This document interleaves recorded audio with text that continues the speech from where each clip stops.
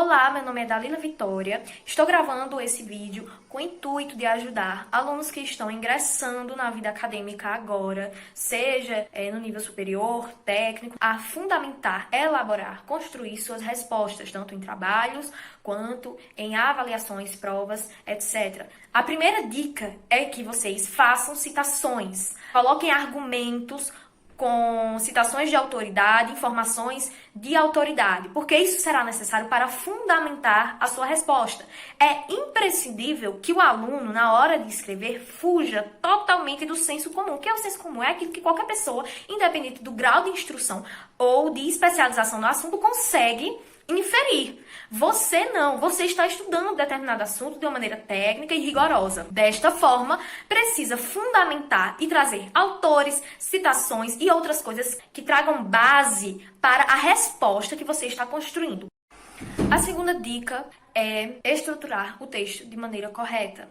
Ou seja, você não vai simplesmente fazer um texto corrido de sei lá quantas linhas sem dividi-lo. Para construir uma resposta que tenha coerência, é necessário dividi-lo em orações, períodos e parágrafos. E os parágrafos também devem ser divididos de forma correta.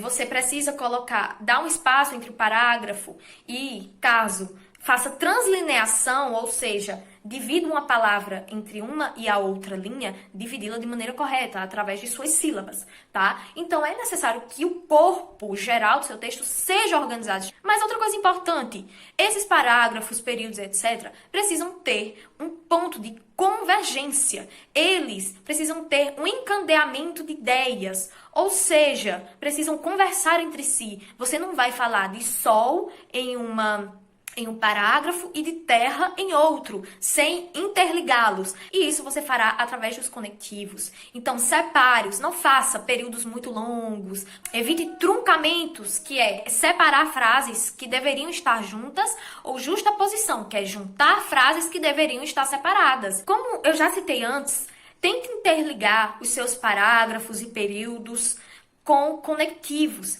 Aí você usa um vasto vocabulário que existe em torno deles, mas principalmente use de maneira correta. Existem conectivos de oposição, de adição, de explicação.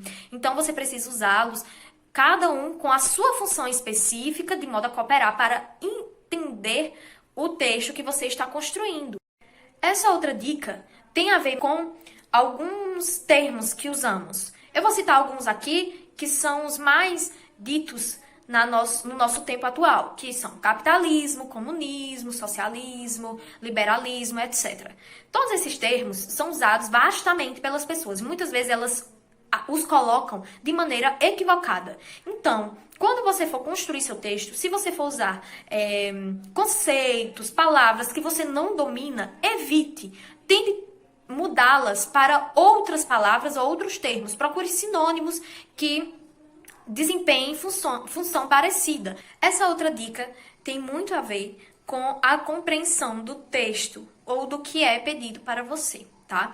Quando você lê o texto motivador, o texto que o professor disponibiliza e lê a questão em si, os pontos específicos que ele cobra, você precisa interpretar, compreender exatamente quais são os pontos, os tópicos que ele quer que você aborde. Uma dica que eu dou é grifar com uma cor diferente no Word cada um dos pré-requisitos que o professor pede para você responder. E a partir de cada parte grifada dessa, você vai elaborar em sua mente, talvez, ou talvez em um papel, um corpo de texto que traga uma sequência lógica de como você pode responder essas perguntas. Então, tente estruturar seu texto de forma que atenda a tudo o que o professor pediu, mas não somente isso. De modo que o texto fique coeso, que não fique assim, quebrado. Uma parte fala de uma coisa e do nada você vai falar de outra coisa, entende? 2 pontos específicos. Revise tudo o que leu antes de mandar a prova ou o trabalho para o professor. Outra coisa específica também é, se atenha, por favor, às regras de português. E dentro desse último ponto específico, eu trouxe para vocês um adendo, para que vocês fiquem espertos com os principais erros e dificuldades que os alunos possuem com o português. São eles: pontuação, acentuação, concordância e regência verbal, coesão textual e citação. Então, preste atenção. Se você tiver alguma dúvida em relação a isso, veja pequenas videoaulas no YouTube para sanar suas dúvidas. Espero que essa aula tenha sido de muito proveito, que vocês possam colocar em prática todas as dicas que dei e possam obter bastante êxito nas suas conceituações, nas suas respostas a partir de hoje na faculdade. Desejo sucesso a todos vocês. Bye, bye!